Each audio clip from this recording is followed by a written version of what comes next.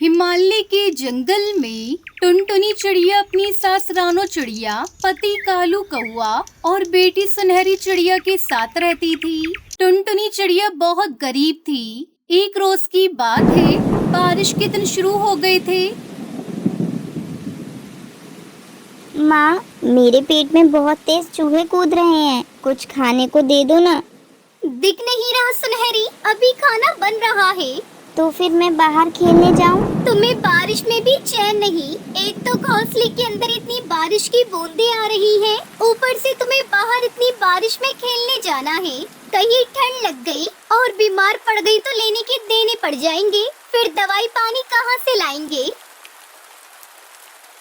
अरे क्या हुआ बहू, क्यों इस बेचारी को डांट रही है? आखिर किस बात का गुस्सा निकाल रही है इस बेचारी पर? माँ जी, एक तो वैसे इस घर का राशन पूरा नहीं होता, कभी नमक तो कभी मिर्ची तो कभी आटा खत्म है। एक तो इतनी दिक्कतों से मैं खाना बना रही हूँ, ऊपर से ये है कि हर समय मेरे सर पर खड़ी रहती है।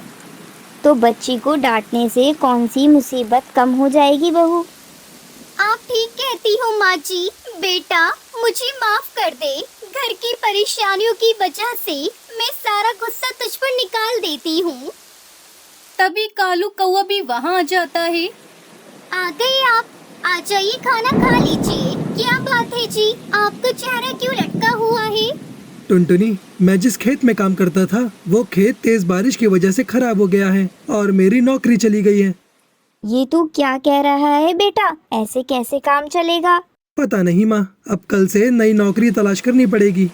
ये सुनकर सब परेशान हो जाते हैं। सब आधा पेट खाना खाकर सो जाते हैं। फिर आधी रात को सुनहरी चिड़िया बारिश की वजह से सबको परेशान करने लगती है। माँ, मुझे बहुत ठंड लग रही है और मेरे ऊपर बारिश की बूंदें भी गिर रही हैं। मुझे नींद नहीं आ रही है माँ। बहू, जरा सुनहरी बिटिया को अच्छे से कंबल उड़ा दे। उड़ा तो रखा है माँ जी, लेकिन इस पुराने फटे कंबल में छेद इतने हैं कि ठंड रुकने का नाम नहीं ले रही। सब परेशान होकर जैसे तैसे सोते हैं। अगले दिन सुनहरी चिड़िया जब बाहर खेल रही होती है तो पड़ोस के पक्षी बच्चे वड़ा पाव खा रहे होते हैं। सुनहरी चिड़िया ललचाई नजरों से उनके पास जाती है। ये क्या खा रहे हो तुम लोग? इसको वड़ा पाव कहते हैं, बड़े ही स्वादिष्ट होते हैं। मेरे पापा शहर से लाए हैं। मुझे भी दो ना, मुझे भी खाने हैं। जा जा, तुम गरीबों के बस की नहीं है वड़ा पाव खाना। कबूतर उसे धक्का देकर गिरा देता है। फिर वो रोने लगती है। उसकी आवाज सुनकर उसकी माँ टुनटुनी चिड़िया बाहर आती है। क्या हुआ बेटा, तू रो क्यों रही है? माँ, मैंने गोलू से बड़ा पाव मांगा पर उसने नहीं दिया। मेरा भी बड़ा मन है खाने का। तुम मेरे लिए बनाओगी ना बड़ा पाव? हाँ हाँ, तू घर चल। अब दो ना बड़ा पाव, दो ना माँ, दे दो ना बड़ा पाव। गुस्से में टुनटुनी चिड़िया उसे थप्पड़ मार देती है। तभी टुनटुनी चिड़िया की सास रानो चिड़िया वहाँ आती है। बहू, ये क्या कर रही है? आखिर क्यों इस बच्ची को मार रही है? माँ जी, कब से ये वड़ा पाव खाने की जिद कर रही है। आपको तो पता ही है, घर पर एक फूटी कौड़ी नहीं है, ऊपर से इनका काम भी छूट गया है। अब मैं कहाँ से इसे वड़ा पाव लाकर खिलाऊं? बहू, अगर ऐसी ही बात है तो मैं कुछ सामान उधार ले आती हूँ। तू घर पर ही इसे बड़ा पाव बनाकर खिला देना। रानो चिड़िया लाला कबूतर की दुकान पर चली जाती है। अरे नहीं नहीं, पहले ही तुम्हारा कितना उधार है, ऊपर से मैं और सामान नहीं दे सकता। भैया, मजबूरी को समझो, बच्चे का बड़ा मन है बड़ा पाव खाने का। रानो को गिड़गिड़ाता देखकर लाला उसे थोड़ा सामान दे देता है। रानो वो सामान अपनी बहू को देती है। टुनटुनी चूल्हा जलाती है, जिसके बाद वो वड़ा पाव बनाने लगती है। कुछ ही देर में वड़ा पाव की खुशबू पूरे घर में फैल जाती है। फिर सबसे पहले हरी चटनी के साथ वड़ा पाव ताजा बन में लगाकर वो अपनी बेटी सुनहरी को देती है। वाह माँ, क्या बात है, ये तो बहुत ही स्वादिष्ट है।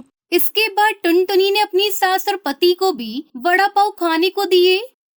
वाह बहू वाह, तूने तो बड़े बड़े हलवाइयों को भी फेल कर दिया। सच में टुनटुनी, अगर आज तुम्हारा कोई वड़े पाव का ठेला होता ना तो तुम सबको अपने हाथों से बने वड़े पाव से पागल ही कर देती। अरे बहू, तू किस सोच में पड़ गई? माँ जी, इनकी बात सुनकर मुझे एक आइडिया आया है। क्यों ना मैं और आप मिलकर वड़ा पाव बनाने का काम शुरू करें और इन्हें जंगल में ठेला लगाकर बेचें।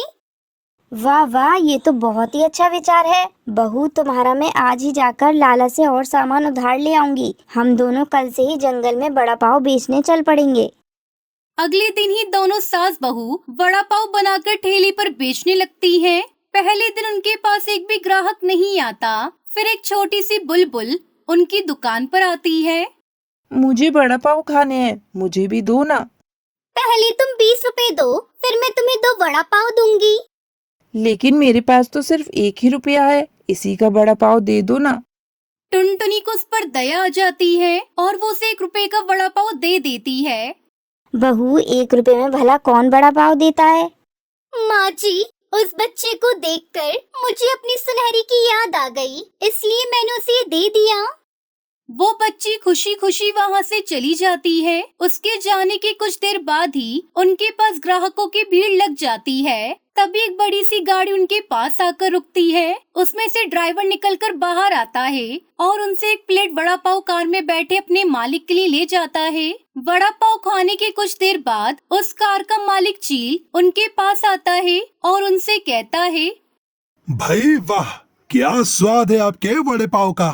वैसे मैं यहाँ किसी काम से आया था। बारिश में गर्मा गर्म वड़ा पाव देखे तो खाने की इच्छा हुई, लेकिन मुझे क्या पता था मुझे यहाँ बॉम्बे से भी अच्छे वड़े पाव खाने को मिलेंगे। देखिए, बॉम्बे शहर में मेरी एक बहुत बड़ी मिठाई की दुकान है। मैं चाहता हूँ कि आप मेरी स्वीट शोरूम के लिए हर रोज वड़े पाव बनाकर भेजें। मेरा ट्रांसपोर्टर डेली आपसे वो पिक करने आ जाएगा। इसके लिए मैं आपको अच्छे खासे पैसे भिजवा दूंगा। अब एडवांस के तौर पर 50,000 रुपए रखिए। ये बात सुनकर दोनों सास बहू बहुत खुश होती हैं। उस दिन के बाद वो घर से वड़ा पाव बनाकर बॉम्बे शहर भिजवाने लगी। साथ ही कालू अपने ठेले पर टुनटुनी के बनाए हुए वड़ा पाव बेचने लगा, जिससे उन्हें अब खूब आमदनी होने लगी और वो खुशी खुशी अपना जीवन गुजारने लगे।